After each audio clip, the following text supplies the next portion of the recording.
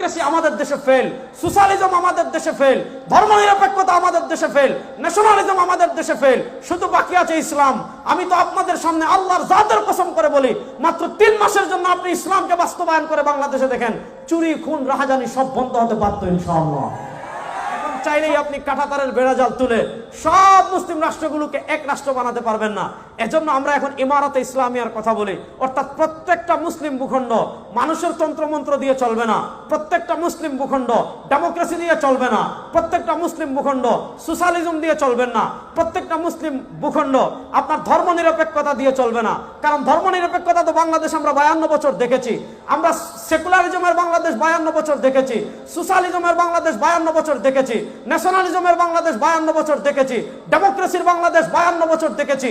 আমাদের বাংলাদেশে ইনসাফ ডেমোক্রেসি বাংলাদেশ প্রতিষ্ঠা করতে পারে নাই, সোশ্যালিজমের বাংলাদেশ আমাদের দেশে শান্তি প্রতিষ্ঠা করতে পারে নাই, চুরি বন্ধ করতে পারে নাই, খুন বন্ধ করতে পারে নাই, চাঁদাবাজি বন্ধ করতে পারে নাই, টেন্ডারবাজি বন্ধ করতে পারে নাই, ব্যাংক ডাকাতি বন্ধ করতে পারে নাই, শেয়ার বাজার ডাকাতি বন্ধ করতে পারে নাই। আপনি দেখেন বাংলাদেশের গত 52 বছরের ইতিহাস, আপনি দেখেন আমাদের ব্যাংক থেকে কত টাকা লুট করেছে আপনি হিসাব করতে পারবেন না, আমাদের শেয়ার বাজার থেকে কত টাকা লুট করেছে আপনি হিসাব করতে পারবেন না, আমাদের দেশে কত হাজার মানুষ, নিরীহ মানুষের রক্ত ঝরেছে আপনি হিসাব করতে পারবেন না। শুধু রাজনৈতিক দ্বন্দ্বের কারণে ক্ষমতাকে কুক্ষিগত রাখার জন্য কত হাজার নিরীহ মানুষকে খুন করা হয়েছে আপনি হিসাব করতে পারবেন না। ডেমোক্রেসি আমাদের দেশে ফেল, সোশ্যালিজম আমাদের দেশে ফেল, ধর্মনিরপেক্ষতা আমাদের দেশে ফেল, ন্যাশনালিজম আমাদের দেশে ফেল, শুধু বাকি আছে ইসলাম।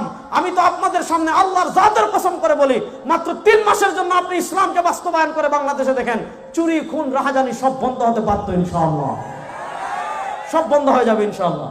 কিন্তু তারা ইসলামকে কেন চায় না? কারণ ইসলাম আসলে আর বড় বড় বোতল খাওয়া যাবে না, ইসলাম আসলে বিদেশে টাকা পাচার করা যাবে না, ইসলাম আসলে ব্যাংক ডাকাতি করা যাবে না, ইসলাম আসলে শেয়ার বাজার ডাকাতি করা যাবে না। আমাদের দেশের রাজনীতি কি পরিমাণ পচাগান্দা রাজনীতি আপনারা দেখেছেন। এক এস আলম 2,53,000 কোটি টাকা চুরি করেছে।